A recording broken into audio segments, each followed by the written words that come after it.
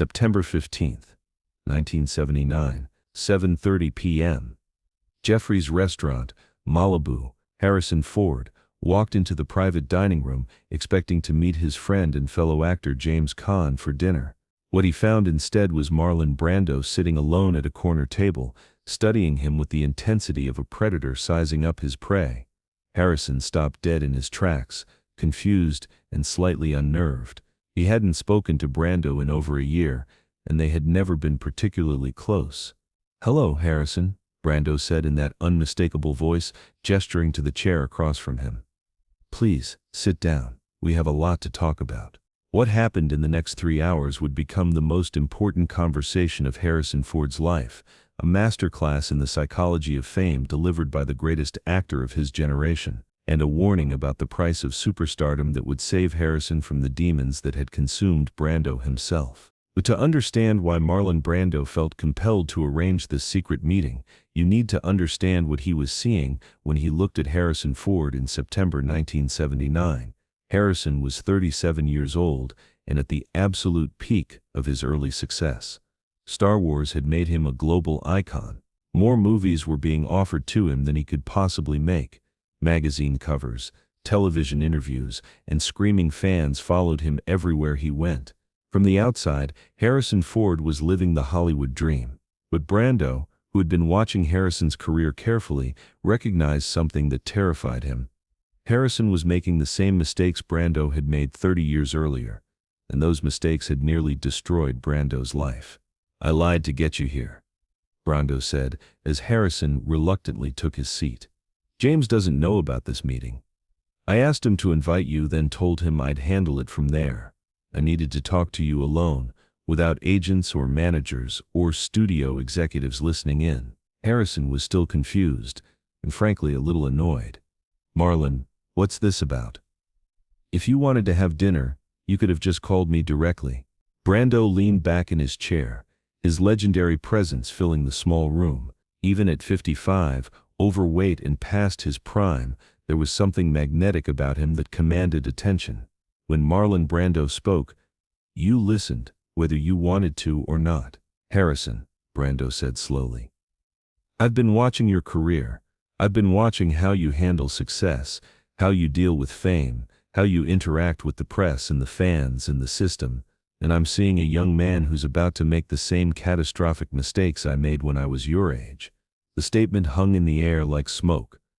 Harrison had expected small talk, maybe some industry gossip. He hadn't expected a legendary actor to ambush him with what sounded like an intervention. "What are you talking about, Marlon?" Harrison asked, his defensive instincts kicking in. "I'm doing fine. My career is going great. I'm happy." Brando smiled, but there was no warmth in it. "That's exactly what I said in 1951 when a streetcar named Desire made me famous. I thought I had it all figured out. I thought I could handle anything Hollywood threw at me. I was wrong, and you're making the same mistake." What Brando said next would shatter Harrison's comfortable assumptions about success and force him to confront some uncomfortable truths about the path he was traveling. "Harrison, do you know what success does to actors? Real success, the kind you're experiencing right now. It doesn't just change how other people see you, it changes how you see yourself, and that change, if you're not careful, will destroy everything that makes you who you are." Brando paused to take a sip of wine, letting his words sink in.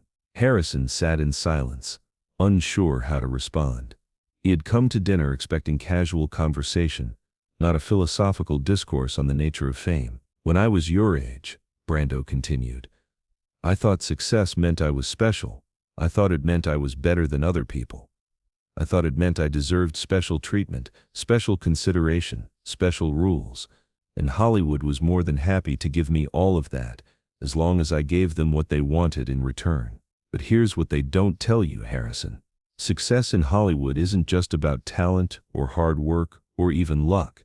It's about becoming a product. And once you become a product, you stop being a person. You become something to be packaged and sold and marketed. And if you're not very, very careful, you'll lose yourself completely in that process." Harrison felt a chill run down his spine. Brando's words were hitting uncomfortably close to home. Harrison had been feeling increasingly disconnected from his own life lately, as if he were watching someone else live it while he stood on the sidelines. "I've seen what's happening to you," Brando said, leaning forward intensely. "I've watched your interviews. I've read the articles about you. You're starting to believe your own publicity. You're starting to think that Harrison Ford, the movie star, is more important than Harrison Ford, the person. And that way lies madness." The accusation stung because there was truth to it. Harrison had noticed himself becoming more concerned with his image, more calculating in his interactions, more focused on maintaining his reputation than on simply living his life. "Marlon," Harrison said defensively, "I'm just trying to do my job. I'm trying to give good performances and promote my movies. That's what actors do." "No," Brando replied firmly. "That's what movie stars do. There's a difference, and if you don't learn to recognize it, you'll end up like me, brilliant, successful, wealthy, and absolutely miserable." Brando's honesty was brutal. But Harrison found himself unable to look away. This was Marlon Brando speaking from the heart, without pretense or performance. It was perhaps the most honest conversation Harrison had ever had with another actor. "Let me tell you something about Hollywood success," Brando continued, "that no one will ever tell you directly. The more successful you become, the more people will want to control you. They'll surround you with yes men and handlers and advisors, all of whom have a financial interest in keeping you happy and productive. But none of them will tell you the truth when you need to hear it."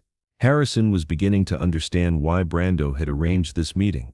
The older actor was trying to give him something that money couldn't buy, and success couldn't guarantee: honest perspective from someone who had walked this path before. "I've made a lot of mistakes, Harrison," Brando said, his voice growing quieter and more personal. "I've hurt people I loved. I've walked away from great roles because I was too proud or too angry or too self-destructive.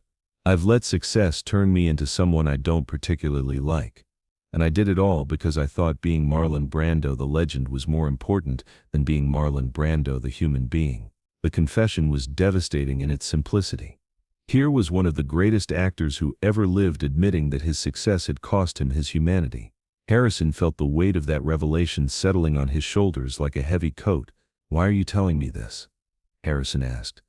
"Why do you care what happens to my career?" Brando was quiet for a long moment, staring out the window at the Pacific Ocean. When he finally spoke, his voice was softer than Harrison had ever heard it. "Because you remind me of myself. At your age, you have the same hunger, the same intelligence, the same dangerous combination of talent and ambition. But you also have something I lost early on: perspective. You still know who you are underneath the fame. And I want you to hold on to that, because once you lose it, you can spend the rest of your life trying to find it again." What Brando said next would become the cornerstone of Harrison Ford's approach to fame for the rest of his career. "Harrison, I want you to make me a promise. Promise me that you'll never let Hollywood convince you that being a movie star is more important than being a good man. Promise me that you'll always remember that the characters you play are not more interesting or valuable than the person you are when the cameras stop rolling." The request was simple, but Harrison understood its profound importance. Brando was asking him to resist the fundamental temptation of Hollywood success, the temptation to disappear into your own mythology. "I promise," Harrison said, and he meant it. But Brando wasn't finished. What he revealed next was the secret that had driven him to arrange this meeting in the first place. "There's something else, Harrison. Something I need to tell you about the dark side of this business that no one talks about publicly. Success in Hollywood doesn't just change how others see you, it isolates you. It makes real relationships nearly impossible. Everyone wants something from you. Everyone has an agenda. Everyone sees you as an opportunity rather than a person." Brando paused, choosing his words carefully. "I've been married 3 times, Harrison. I've had relationships with some of the most beautiful and talented women in the world, but I've never had a normal conversation with any of them. They were always performing for Marlon Brando the legend, not talking to Marlon Brando the man. And eventually, I started performing too, even in my most intimate moments." The admission was heartbreaking. Harrison realized that Brando was describing a kind of emotional prison that success had built around him, a prison where genuine human connection was nearly impossible. "Don't let that happen to you." Brando said urgently. Hold on to the people who knew you before you were famous. Cultivate relationships that have nothing to do with your career. Find ways to be just Harrison, not Harrison Ford, the movie star. Because if you don't, you'll wake up one day and realize you're the loneliest successful person in the world. The warning resonated deeply with Harrison. He had already begun to feel the isolating effects of fame, the way conversations became guarded, the way people treated him differently, the way his success seemed to create walls between him and genuine human connection. How do I avoid that? Harrison asked. How do I stay connected to real life when everything around me is artificial? Brando smiled, and for the first time that evening, it was a warm, genuine expression. You do exactly what you're doing right now. You ask hard questions. You listen to uncomfortable truths. You refuse to surround yourself only with people who tell you what you want to hear. And most importantly, Brando added, you remember that your job is to serve the story, not the other way around. The moment you start choosing roles based on how they'll enhance your image rather than how they'll challenge you as an artist, you've lost your way. As the evening wore on, Brando shared more stories from his own career, moments when he had made choices based on ego rather than artistry, relationships he had damaged because of his own self-absorption, opportunities he had squandered because he thought being Marlon Brando made him untouchable. I could have been better, Brando said as they prepared to leave. I could have been kinder, more professional, more generous with other actors. I could have used my influence to help people instead of just indulging myself. But I thought my talent gave me license to behave badly, and that attitude cost me more than I can ever calculate. Harrison walked out of that restaurant with his entire worldview fundamentally changed. Brando's warnings weren't just about the dangers of fame, they were about the responsibility that comes with influence and the importance of maintaining your humanity in an industry that often rewards inhumanity. The impact of that conversation would shape Harrison Ford's career choices for the next 4 decades. When he was offered roles that would have paid millions but required him to compromise his principles, he remembered Brando's warning about losing yourself to success.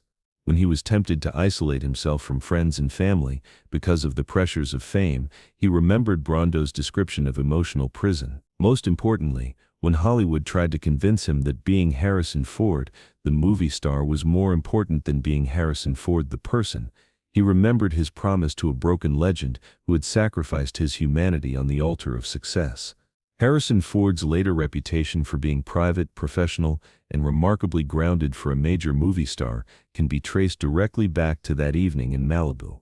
Brando had given him something invaluable, a roadmap for navigating success without losing his soul. Years later, when interviewers asked Harrison about his approach to fame and his insistence on maintaining privacy and normalcy, he would give credit to a conversation with an older actor who taught me that being successful and being happy are 2 very different things. Harrison never publicly revealed that the older actor was Marlon Brando, but he never forgot the lesson. And when younger actors began seeking his advice about handling success, Harrison would often repeat Brando's warnings about the dangers of believing your own mythology. The secret meeting between Harrison Ford and Marlon Brando was never reported in the press and was never acknowledged by either actor publicly. But its influence can be seen in every choice Harrison made thereafter: his careful selection of roles, his protection of his private life, his insistence on treating crew members and co-stars with respect regardless of their status in the Hollywood hierarchy. Marlon Brando died in 2004. Having lived to see Harrison Ford become one of the most successful and well-respected actors of his generation without sacrificing his humanity in the process. In his final years, Brando would sometimes watch Harrison's films and feel satisfaction in knowing that his warning had been heeded. The greatest tragedy of Marlon Brando's later career wasn't his weight gain or his eccentric behavior or his reputation for being difficult. It was the knowledge that he had possessed the wisdom to save another actor from his fate, but had learned it too late to save himself. But in saving Harrison Ford from the trap of believing his own legend, Brando achieved something that might have been more important than any performance he ever gave. He passed on the hard-won wisdom of a lifetime in Hollywood to someone who could use it to become not just a successful actor, but a good man who happened to be famous. And in the end, perhaps that was Marlon Brando's greatest performance of all, teaching Harrison Ford how to be a movie star without losing his humanity.